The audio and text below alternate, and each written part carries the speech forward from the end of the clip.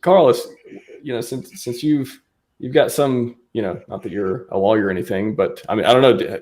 Let me know if you are. Maybe you're a man of many talents. Maybe you have some expertise in that field. But when you see Richard tweeting about this type of stuff and the SEC in general, what has been your reaction? Yeah, we haven't talked since then. Yeah, no, I'm an enrolled agent. I do more representation on tax law. So nothing on the SEC side that I do professionally. But my reaction to it has been that, well, he's obviously taking precautions, and he obviously thought about it.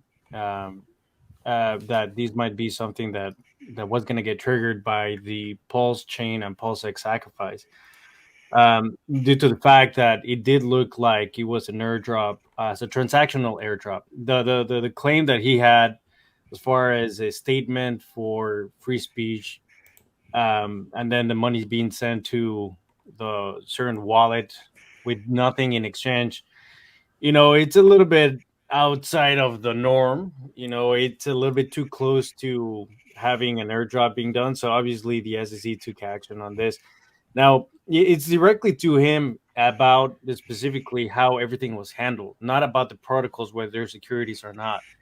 So I'm not too concerned about the protocols, being taken down or anything like that, but it does affect the whole ecosystem, because now there's obviously all these backlash and negative press about it. People are still talking about it, but obviously kills our bags.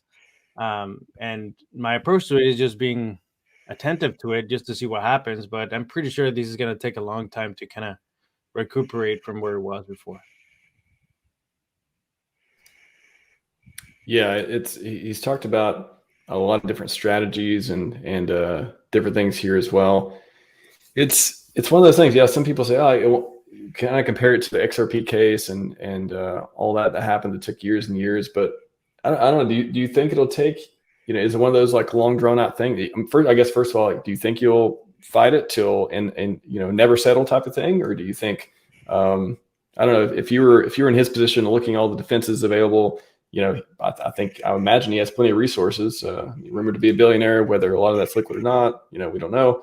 Well, the first thing is, like, he can't be served so far. Like, he hasn't been served.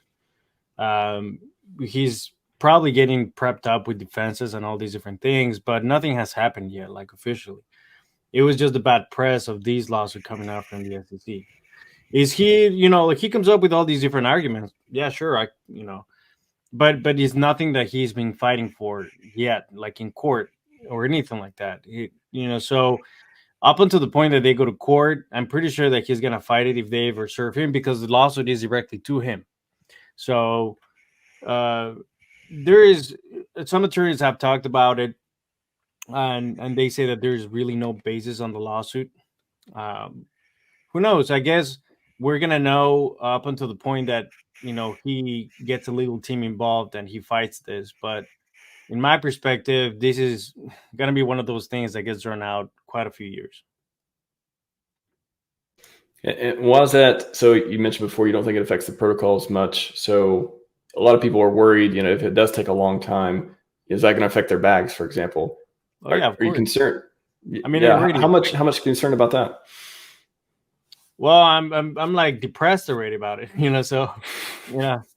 It is what it is, It's like we take a risk and we know exactly what's going to happen if something like that ever happens. So you just kind of have to accept it and then just hope for the best. There's really nothing that you can do about it except for you to clean up in communication, specifically about what is actually going on, instead of the speculation of what they think it was going on. So I had a lot of friends approach me and said, hey, you know what?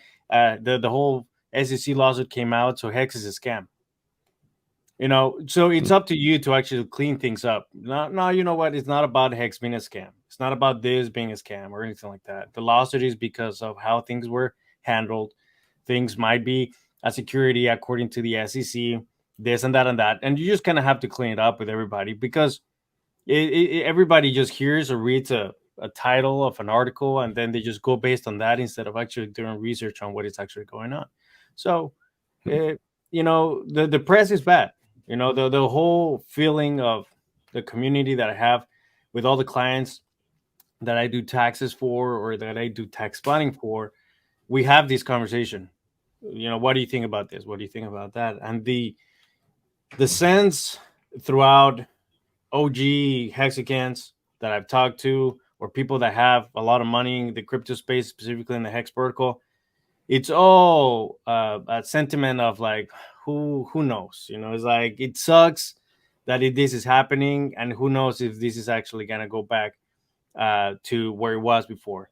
We still have faith in the protocol. We still think it's a good protocol to have. It's true DeFi, et cetera, et cetera. We have all these different comments about it, but at the same time, this really puts a lot of negative sentiment around the protocols and the environment, well, the ecosystem. If we had any other community, do you think this would just be one of those sinking ship type of things? Or you think the community is kind of like just been like, nope, we don't accept that, Yeah, I think so. The community makes a big difference, so that's the only reason that I'm still talking to, people within the community, and that we keep on having these type of discussions, because a lot of the people in the community are very informed and very educated about certain things. So it's good to have an intelligent community. Now, obviously, there's all kinds of stuff, all kinds of people, but the people that I've talked to, they're very smart, and they're able to stay within the stand that they took for the investment that they made. So great. Now, does that mean that you should just focus on that? No, I think that you should have all these alternatives of different investments that are not so speculative in nature. I think that you should be working on your career. I think that you should be working on other investments that have different risk tolerance. And I think that you should be doing other things. But at the same time, if this is part of your portfolio that was the percentage of speculative, why not believe in it if you believed in it from the beginning? Just because there's bad press? I don't think so. That's an excellent point. Wow. Very well said.